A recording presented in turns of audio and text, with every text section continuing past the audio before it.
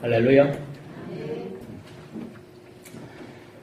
몇 해 전에 여러분들 기억하십니까? 몇 해 전에 99881234라고 하는 숫자가 굉장히 유행이었습니다. 아시죠? 99881234 99세까지 팔팔하게 살다가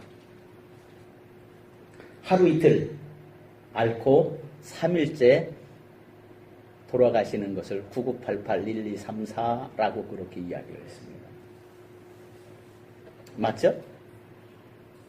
처음 듣습니까? 맞아요. 이 발음들이 없으신가? 당연 부부 수련회 때 이종기 장님한테 들은 이야기입니다. 그 방송인 MC 중에 이상벽 씨라고 하시는 분 아시죠? 이분이 어머니가 구순이라고 하셨죠? 구순을 맞이해가지고 구순잔치를 해드렸습니다. 해드리고, 그리고 자식된 입장에서 부모님에게 덕담을 하시면서 뭐라고 말씀하셨냐면, 어머니 건강하게 백수하세요 라고 그렇게 이야기를 하니까 어머니가 얼굴빛이 바뀌면서 삐지더라는 거예요. 왜 그럴까? 왜 어머니가 저렇게 마음이 저렇게 속이 상하셨을까? 곰곰이 생각해 보니까 백수하라고 하면은 90세 생일을 맞이했는데 9년만 더 살고 돌아가시라고 하는 거 아니에요. 그러니까 얼마나 서운하겠어요? 물론 자식된 입장에서 어머니 9년만 더 살고 돌아가세요? 이러한 마음으로 덕담을 하셨겠습니까? 실수였겠죠. 실수. 이제는 백수라고 하는 말보다는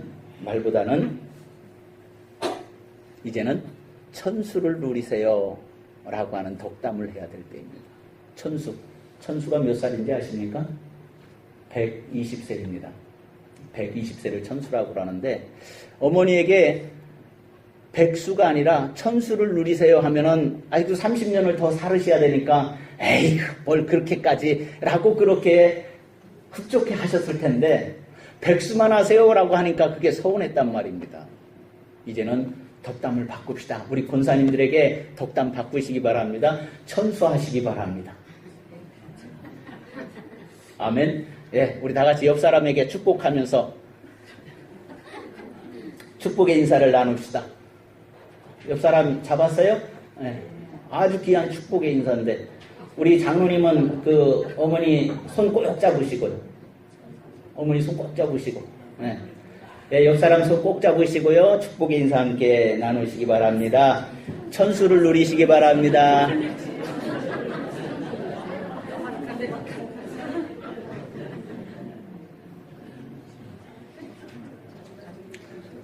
성도 여러분, 장수는 믿음의 축복입니다. 믿으십니까? 신명기 4장 40절 말씀에 보면 하나님께서 모세를 통해서 이스라엘 백성들이 그렇게 말씀해 주셨어요. 오늘 내가 내게 명령하는 여호와의 규례와 명령을 지키라. 너와 내 후손이 복을 받아 내 하나님 여호와께서 내게 주시는 땅에서 한없이 오래 살리라. 할렐루야. 한없이 오래 살리라. 그 한이 언제까지인지는 모르겠지만 하나님이 허락해 주신, 하나님이 명령하시는 명령과 규례와 율례들을 잘 지키고 자녀들에게 가르치고 그리고 행하게 하면 너희들이 한없이 오래 살리라. 할렐루야. 걱정되시는 분들 계십니까? 에베소서 6장 2절에서 3절 말씀에 보면 뭐라고 사도 바울은 에베소 교회 교인들에게 이야기를 하냐면, 내 아버지와 어머니를 공경하라. 이것은 약속이 있는 첫 계명이니. 아버지와 어머니, 부모님을 공경하는 것은 하나님이 약속하신 것 중에서 첫 번째 계명이라고 하는 거예요.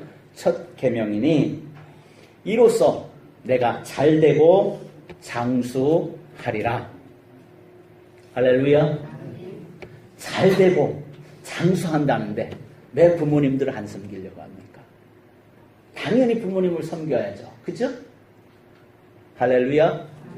박선주 집사님, 현민이한테 섬겨 하지 마시고 어머니한테 섬길게요 하세요. 믿음 안에서 건강하게 사명 감당하시면서 장수를 누리는 것, 그것은 우리가 원하고 소망하는 축복이지요. 그 축복을 여러분들이 누리시기를 바랍니다. 그냥 이유 없이 오래 사는 것 말고요. 삶의 목적이 분명히 있고 또 삶의 열정, 패션이 있고 하나님께서 나에게 맡겨주신 사명감에 불타고 그리고 무엇보다도 건강하고 아멘 하신 분에게 축복이 임하시기를, 지금 하신 분에게 2배의 축복이, 그래요. 그렇게 우리가 맡겨진 사명 감당하면서 장수하는 것은 하나님이 우리에게 허락해 주시는 축복 중에 축복인 것입니다. 우리 권사님들, 우리 열과신 집사님들, 우리 사랑하는 성도 여러분, 인생을 하루라도 잉여의 인생으로 살지 마시기 바랍니다. 남아서 어쩔 수 없이 할 일 없어서 빈둥빈둥 이러한 인생으로 살지 말자라고 하는 것입니다. 어떻게요? 하나님이 우리에게 주신 그 인생은 약속 있는 첫 계명을 성취받는 그러한 믿음의 삶으로 살자라고 하는 것입니다.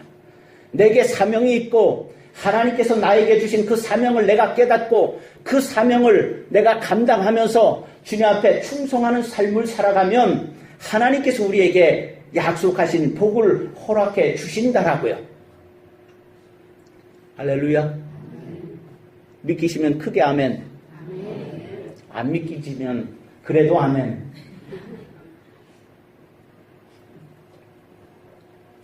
우리가 이 땅에서는 천수를 누리는 그러한 꿈을 꾸지만, 근데 사랑하는 성도 여러분 영생에 대한 소망은 어떠합니까? 영생에 대한 소망은 어떠합니까? 여러분 천국에 대한 소망은 흔들림이 없이 지금도 넘쳐나고 있습니까? 천국에 대한 소망이 사라져 버렸습니까? 천수를 누리려고 하면서 천국에 대한 소망은 다 잃어버렸습니까? 그러면 안 되잖아요. 이 땅에서도, 이 땅의 생을 마감하고 저 천국의 삶에서도 영생의 소망이 살아있습니까? 그 영생의 소망이 생동감이 있습니까? 활력이 있습니까? 구원의 소망과 확신은 여러분들 심장 속에 살아 있습니까? 아이고 이런 거 저런 거 필요 없고요. 저는 그냥 다니는 거예요. 이렇게 교회를 다니십니까?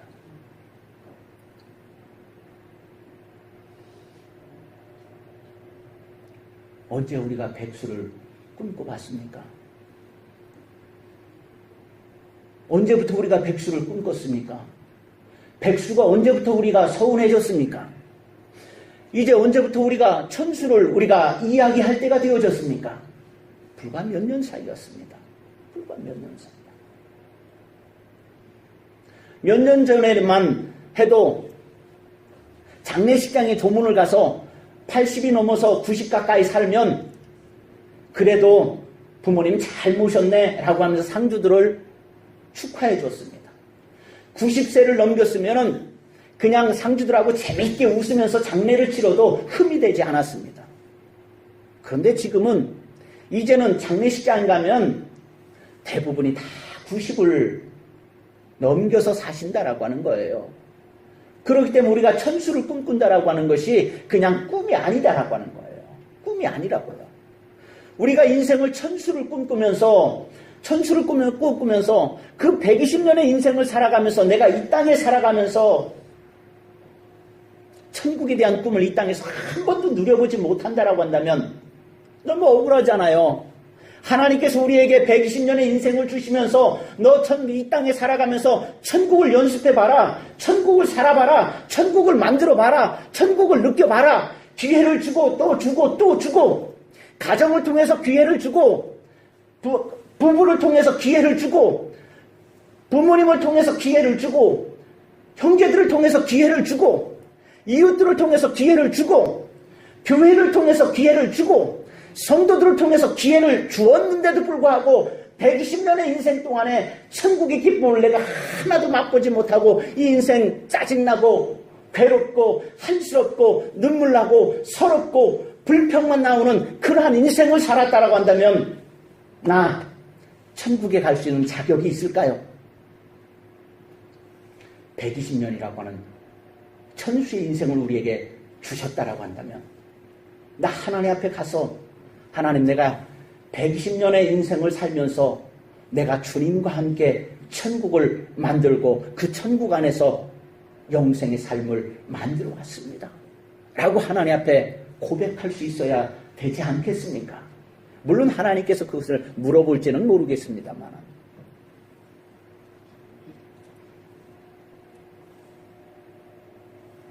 교회에서는 하나님의 말씀이 거침없이 선포되어진 그 말씀으로 주의 몸된 지체들에게 삶의 의욕과 그리고 사명감을 끊임없이 고취시켜 주어야 합니다.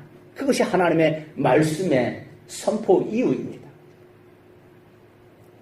그런데 성도들에게 사명감을 고취시켜주고 그리고 삶의 의욕을 복돋아 줄 수 있는 그 하나님의 말씀에는 두 가지의 말씀이 있다고 하는 거예요. 첫 번째, 우리 모두가 다 가지고 다니는 눈으로 읽는 로고스의 말씀, 바이블, 성경이 첫 번째 하나님의 말씀입니다. 두 번째 하나님의 말씀은 우리가 어쩌다 한번 우리 교회에서는 1년에 2번 행해지는 성례전의 성찬식, 그 성찬식이 몸으로 느끼는 말씀이라고 하는 것입니다. 따라해 봅시다. 몸으로 느끼는 말씀.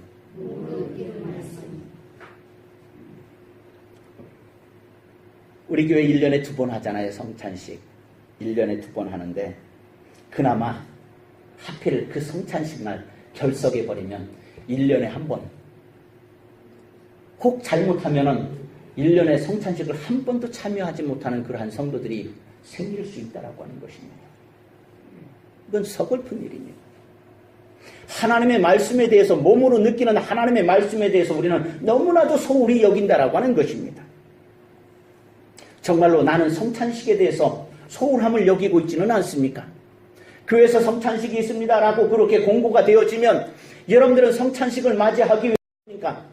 성찬식을 맞이하기 위해서 내가 전날 언행을 삼가하고 눈으로 보는 것도 삼가하면서 내가 거룩한 하나님의 말씀을 몸으로 느끼기 위해서 나는 준비하고 또 준비하면서 성찬식을 맞이합니까?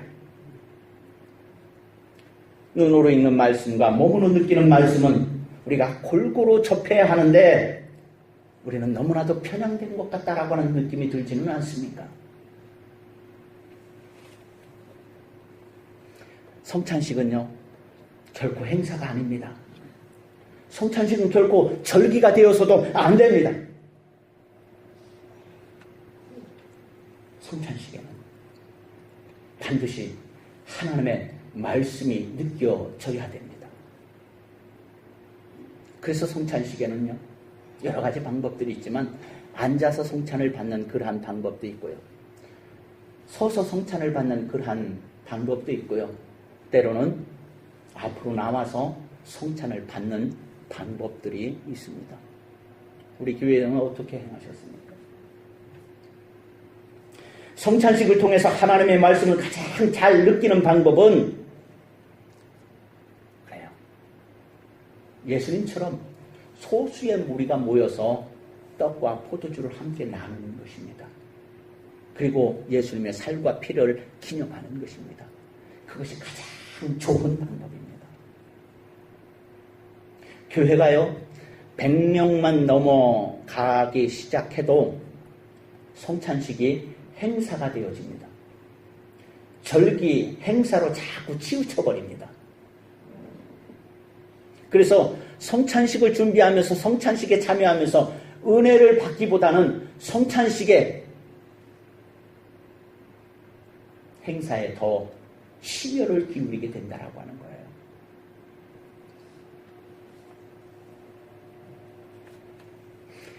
그래서 작은 교회에도 축복이 있어요. 바로 이런 것이 작은 교회의 축복이 아닐까 그렇게 생각을 합니다. 물론 10명이 있는 교회도 있고 5명이 있는 교회도 있어요. 20명이 있는 교회도 있고 50명이 있는 교회도 있는데 어쨌든 작으면 작을수록 성찬식의 의미는 더욱더 깊어지고 진지해지고 성찬을 받는 나는 그 말씀으로 느끼는 그 성찬의 의미를 더 깊이 깨달을 수 있다라고 하는 것입니다. 깨달을 수 있다고요.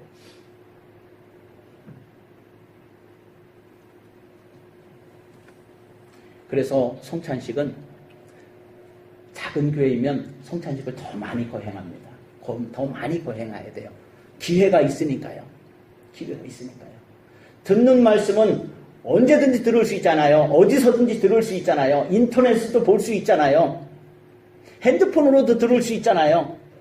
듣는 말씀은 어디서든지 들을 수 있지만 그러나 느끼는 말씀은 아니에요. 하나님의 성전에 와야 돼요. 하나님의 성전에서 주의 종과 함께 하나님의 말씀에 따라서 예수님의 살과 피를 기념하는 성찬을 해야 느낄 수 있는 것입니다. 그래서 교회가 교회력의 절기에 따라서 아니면 교회력에 따라서 행하면은 한 달에 한 번씩 설교의 성찬식을 얼마든지 거행할 수 있다라고 하는 것입니다.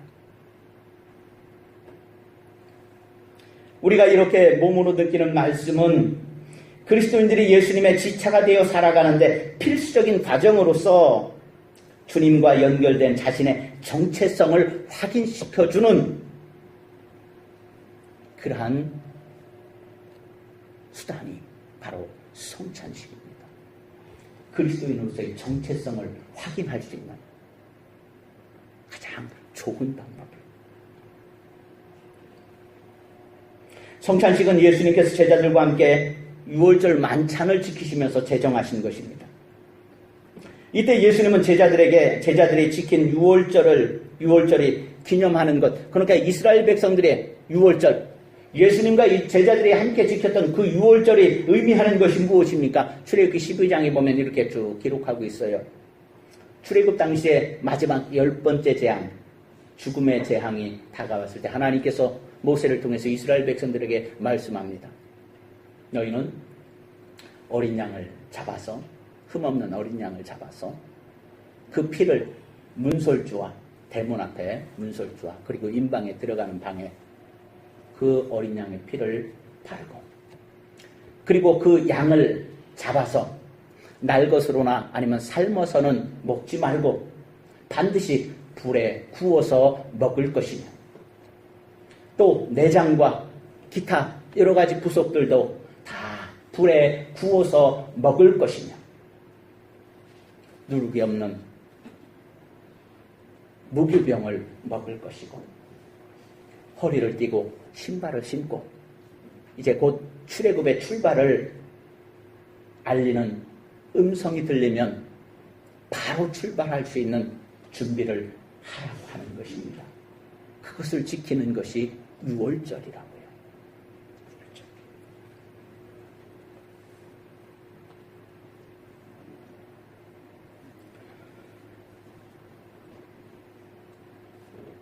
이 유월절에 양의 피와 고기를 주님의 살과 피로 대체하면서 예수님께서 성례전으로 제정하시는 것입니다. 즉 유월절과 성례전에 서로 연결되어지는 것이고, 출애굽 사건과 주님의 구원의 사역이 다른 것이 아니다라고 하는 것, 그리고 유월절이 옛 언약이라고 한다면 성례전은 새 언약이라고 하는 것. 그래서 우리가 이스라엘 백성들의 그 구약의 제사를 드리지 않아도 되는 이유가 바로 이것 때문이다라고 하는 거예요. 예수님이 산 제물로 하나님 앞에 드려졌기 때문에 어떻게 영단번이라고요. 영단번. 영원히 한 번으로 끝나는 그 제사로.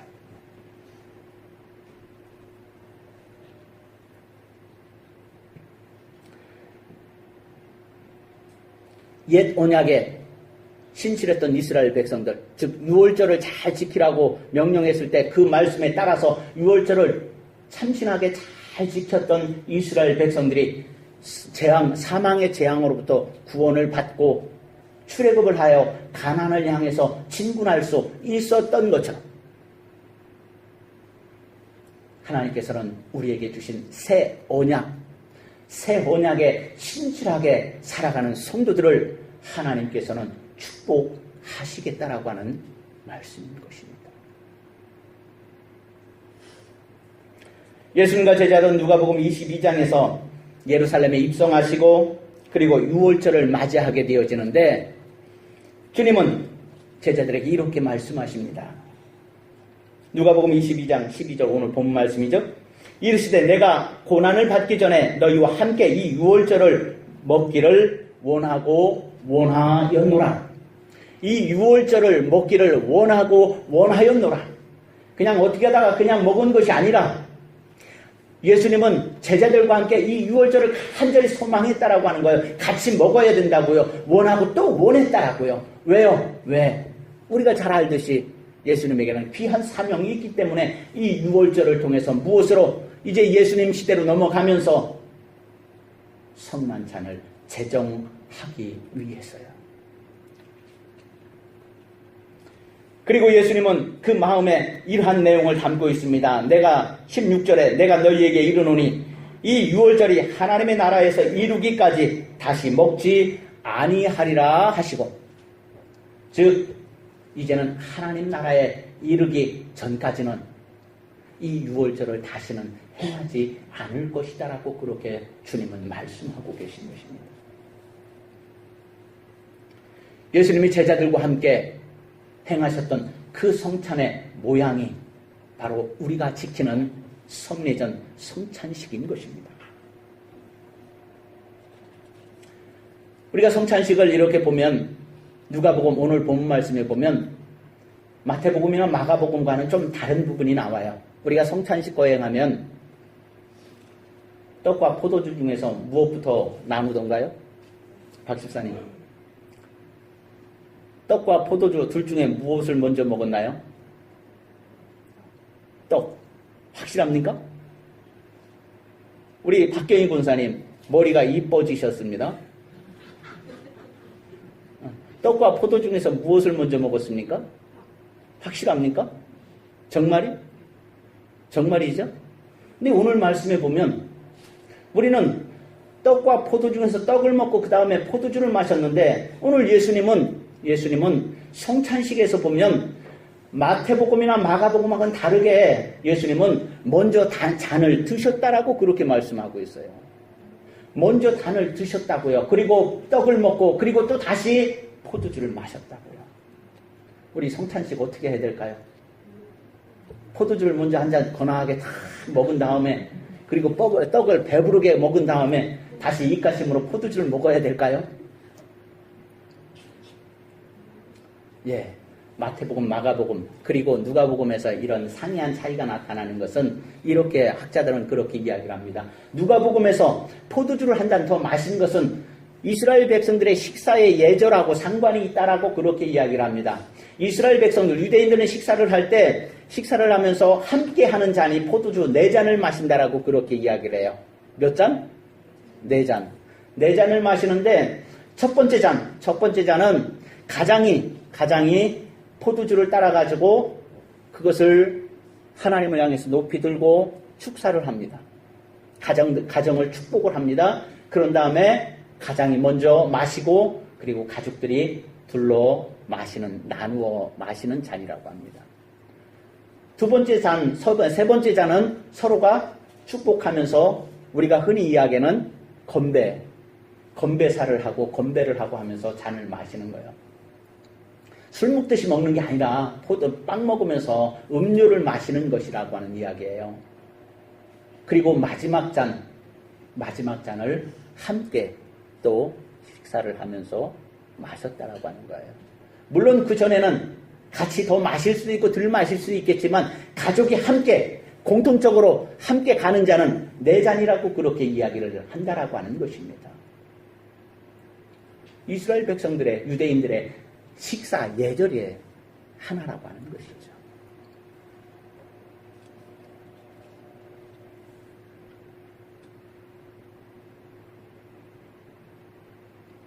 우리나라에서도 장유유서라고 하는 예절이 있죠. 장유유서.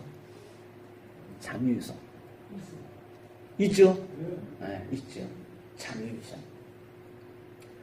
제가요, 식당에서 어쩌다가 밥을 먹게 되어지면 회사원들의 식당에서 쭉 앉아서 밥을 먹을 때요. 밥을 먹을 때 기가 막힌 것은요. 국수 한 그릇을 먹는데도 장유유서를 확실하게 따지더라는 거예요.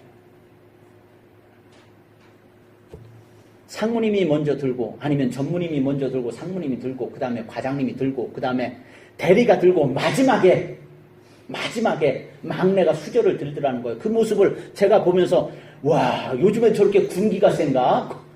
그런 느낌을 받았어요. 여러분 직장 생활하면서 그런 예절 지키잖아요. 왜? 공경해서? 아니, 먹고 살기 위해서. 그런데 식사 예절을 지키면 여러분들에게 복이 되어진다. 저는 교회에서 성도들과 함께 식사를 하면서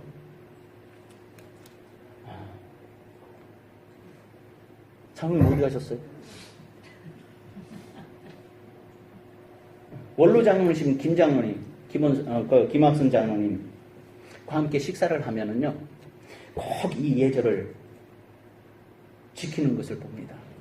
그래서 젊은 목사로서 정말로 송구스러울 때가 많아요. 제가 수저를 들지 않으면 끝까지 기다립니다. 수저를 손을 안 움직여요. 그리고 제가 수저를 들면 그때서 장로님이 수저를 들고 음식을 나눕니다. 아무것도 아니잖아요. 꼭 그렇게까지 해야 될 필요가 있을까요? 그런 생각도 하잖아요.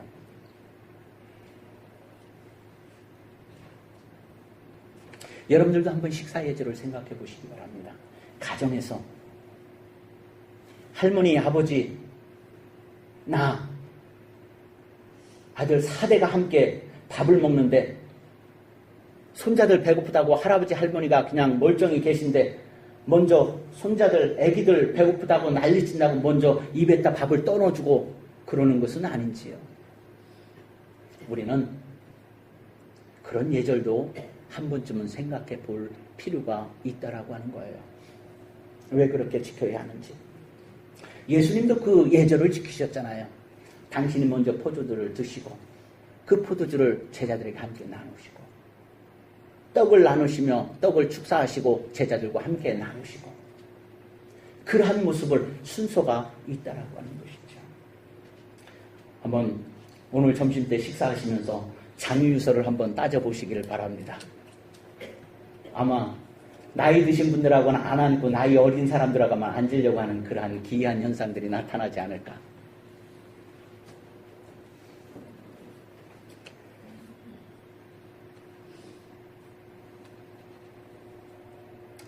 예수님께서 당신의 살과 피를 나누어 주시는 성찬으로 주님의 죽으심을 기념하며 새 언약의 만찬을 이루셨습니다. 이 새 언약의 만찬의 의미가 무엇일까요? 한번 생각해 봅시다. 첫 번째, 죄사함과 영생에 대한 언약이라고 하는 것입니다. 따라해 봅시다. 죄사함과 영생에 대한 언약. 우리가 예수님의 살과 피를 나누면서 이것을 우리가 기억해낼 수 있어야 된다라고 하는 것입니다. 몸으로 느끼는 말씀을 우리가 받으면서 죄사함과 영생에 대한 새 언약을 우리가 끌어낼 수 있어야 된다라고 하는 것입니다. 마태복음 26장 28절에 보면 예수님께서 그렇게 말씀하십니다. 이것은 죄사함을 얻게 하려고 많은 사람을 위하여 흘리는 바 나의 피 곧 언약의 피니라. 마태가 기록한 성찬식의 제정사의 의미가 여기에 담겨져 있습니다. 언약 뭐라고요? 언약의 피라고요. 무엇을 위한? 죄사함과 영생을 위한. 율법의 언약은 6월절의 어린 양의 피의 언약은 옛 언약입니다. 그러나 십자가의 주님의 살과 피는 새 언약입니다. 히브리서 9장 22절 말씀에 보면 율법에 따라 거의 모든 물건이 피로써 정결하게 되나니 피 흘림이 없이는 없은즉 사함이 없느니라. 피 흘림이 없이는 예수 그리스도의 피가 없으면 죄사함이 없다라고 하는 것입니다. 우리가 죄사함의 기도를 합니다. 예배 시간에 죄사함의 기도를 하죠. 무엇으로, 무슨 공로로 여러분들이 죄사함의 기도를 합니까? 무엇으로? 예수 그리스도의 보혈의 공로가 아니면 결코 불가능한 일인 것입니다. 유월절에 어린 양의 피가 죽음의 재앙에서 이스라엘 백성들을 구원하였던 것처럼 예수님의 십자가의 피는 인류를 죄와 사망에서 구원하는 피가 되는 것입니다. 두 번째, 성찬식의 의미는 내가 새 사람이 되는 언약이라고 하는 것입니다. 예수 그리스도의 살과 피로 말미암아 내가 새 사람이 되는 언약. 우리는 새 사람으로 살아가야 된다라고 하는 것입니다. 성찬에 참여하면 그냥 행사를 치르는 것이 아니라 주님의 살과 피에 참여하고 우리는 그분과 하나가 되는 것입니다. 하나가 되는 것. 요한복음 6장 53절에서 58절 말씀에 보면 이렇게 말씀합니다. 예수께서 이르시되 내가 진실로 진실로 너희에게 이르노니 인자의 살을 먹지 아니하고 인자의 피를 마시지 아니하면 너희 속에 생명이 없느니라. 내 살을 먹고 내 피를 마시는 자는 영생을 가졌고 마지막 날에 내가 그를 다시 살리리니 내 살은 참된 양식이요 내 피는 참된 음료로다. 내 살을 먹고 내 피를 마시는 자는 내 안에 거하고 나도 그의 안에 거하나니 살아계신 아버지께서 나를 보내심에 내가 아버지께로 말미암아 사는 것 같이 나를 먹는 그 사람도 나로 말미암아 살리라. 이것은 하늘에서 내려온 떡이니 조상들이 먹고도 죽은 것과 같지 아니하며 이 떡을 먹는 자는 영원히 살리라. 할렐루야. 우리가 예수님의 살과 피를 기념해야 되는 것이, 우리가 예수님의 살과 피를 느껴야 되는 것이 바로 이것 때문에요. 이것 때문에 내가 새 사람이 되어서 영생의 축복을 누려야 되기 때문에. 갈라디아서 2장 20절 내가 그리스도와 함께 십자가에 못 박혔나니 그런즉 이제는 내가 사는 것이 아니요 오직 내 안에 그리스도께서 사시는 것이라. 이제 내가 육체 가운데 사는 것은 나를 사랑하사 나를 위하여 자기 자신을 버리신 하나님의 아들을 믿는 믿음 안에서 사는 것이니라. 고린도후서 5장 17절에 그런즉 누구든지 그리스도 안에 있으면 새로운 피조물이라. 이전 것은 지나갔으니 보라 새 것이 되었도다. 사랑하는 성도 여러분, 예수 그리스도의 피가 여러분과 상관이 있기를 바랍니다. 예수 그리스도의 살이 여러분들과 상관이 있기를 바랍니다. 성찬식이 행사가 아니라 하나님의 말씀으로 느껴지시기를 바랍니다. 성찬식을 통해서 예수님의 살과 피가 여러분들에게 기념이 되어지고 성령으로 여러분들에게 임재하는 하나님의 놀라운 은총을 경험하는 성도 여러분들이 되어지시기를 바랍니다. 세 번째 성찬식은 한 몸이 되는 새 언약이라고요. 한 몸이 되는 새 언약. 한 몸은 언제, 성경에서 한 몸은 언제 이야기합니까? 결혼할 때 한 몸을 이야기하죠. 둘이 한 몸이 되어졌다라고 그렇게 이야기합니다. 우리는 성찬식을 통해서 성도들이 한 몸이 되어진다라고요. 이것은 무엇을 말합니까? 교회는 그리스도가 머리입니다. 몸의 지체들은 누구입니까? 바로 여러분들입니다. 우리입니다. 우리는 예수 그리스도로 말미암아 관계가 있어지는 것이고 예수 그리스도의 살과 피를 내가 느끼면서 나는 그리스도의 한 지체가 되어지는 것입니다. 여러분 모두가 한 지체가 되어지는 것입니다. 그 지체를 통해서 우리는 한 몸을 이룬다라고 하는 것입니다. 할렐루야. 그래서 부부가 한 몸이 되어지는 것하고 전혀 다른 이야기인 거예요.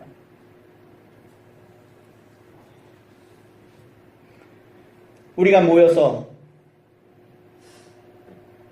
성찬식을 고행하며 한 몸이 되는 새 언약을 우리가 받게 되어지는데 요한일서 5장 1절에 보면 예수님께서 사도 요한은 그렇게 말씀합니다. 예수께서 그리스도이심을 믿는 자마다 하나님께로부터 난 자니 또한 낳으신 이를 사랑하는 자마다 그에게서 난 자를 사랑하느니라. 고린도전서 10장 17절에 떡이 하나여 많은 우리가 한 몸이니 이는 우리가 다 한 떡에 참여함이라. 마태복음 18장 20절의 말씀에 두세 사람이 내 이름으로 모인 곳에는 나도 그들 중에 있느니라. 우리가 모여서 주님의 살과 피를 나누는 것은 우리가 한 형제이며 한 몸이며 한 생명이라고 하는 새 언약을 확인하는 것입니다. 주님의 성찬에 참여하는 우리는 하나입니다. 이유는 간단합니다. 예수님의 살과 피를 나누었기 때문에. 우리는 성찬을 통해서 예수님의 살과 피를 느끼는 그러한 존재들이기 때문에 우리는 한 몸이고 그리고 한 생명이고 한 형제가 되어질 수 있는 것입니다. 우리 개신교는 카톨릭의 성만찬의 의미는 같지만 그러나 이해가 서로가 다릅니다. 카톨릭은 성만찬을 화채설이라고 주장을 합니다. 화채설. 그 화채설은 무엇을 말하냐면 떡이 있습니다. 그 떡을 먹을 때 그 떡은 떡이지만 내가 먹으면서 내 안에 들어가면서 그것은 예수님의 살로 변한다라고 하는 것입니다. 우리는 포도주를 마십니다. 포도주를 마시는데 좋다. 이렇게 마시지는 않죠. 포도주를 마시는데 그 포도주를 우리는 기념하는데 천주교에서는 카톨릭에서는 그 포도주가 내 입을 통하여서 내 몸속으로 들어갈 때 그 포도주는 예수님의 피로 변한다라고 하는 것을 믿는 것이 화채설입니다. 그런데 우리 개혁교회에서는 찌분길리는 기념설을 주장했고 우리 장로교의 창시자라고 할 수 있는 갈비는 영적 임재설을 주장을 합니다. 그래서 우리 개신교는 기념설과 영적 임재설을 따르는 것입니다. 즉 우리가 살과 피를 함께 나누고 마시지만 그것은 기념하는 것이고 영으로서 성령으로서 내 안에 임재하는 것이지 그 떡이 살로 변하는 것은 아니고 그 포도주가 피로 변하는 것은 아니다라고 그렇게 이야기를 하는 것입니다. 그렇게 개혁을 한 이유는 살과 피가 성찬식이 너무 신성시 되어지면서 우상화로 빠진 중세 기독교를 탈피하기 위한 그러한 과정이었던 것이죠. 즉 우리에게 있어서 화채설, 기념설 아니면 영적 임재설 그거보다 더 중요한 게 있어요. 화채설은 어떻고 기념설이면 어떻고 영적 임재설이면 어떻습니까? 그것보다 더 중요한 것이 있는데요. 그것이 무엇입니까? 그것보다 더 중요한 것은 내가 성찬의 의미와 중요성을 인식하는 것입니다. 내가 성찬을 받아야 되는 의미를 알아야 되는 것입니다. 성찬에 참여하는 그 의미를 내가 깨달아야 되는 것입니다. 내가 인식해야 되는 것입니다. 내가 이 성찬식에 참여함으로 내가 떡과 포도주를 함께 나눔으로 말미암아 그리스도께서 살과 피를 다 내어주셔서 그 살과 피를 먹는 우리들은 하나님의 자녀가 되고 구원의 영생의 대상자가 되어진다라고 하는 그 사실을 깨우기 위함이다라고 하는 것입니다.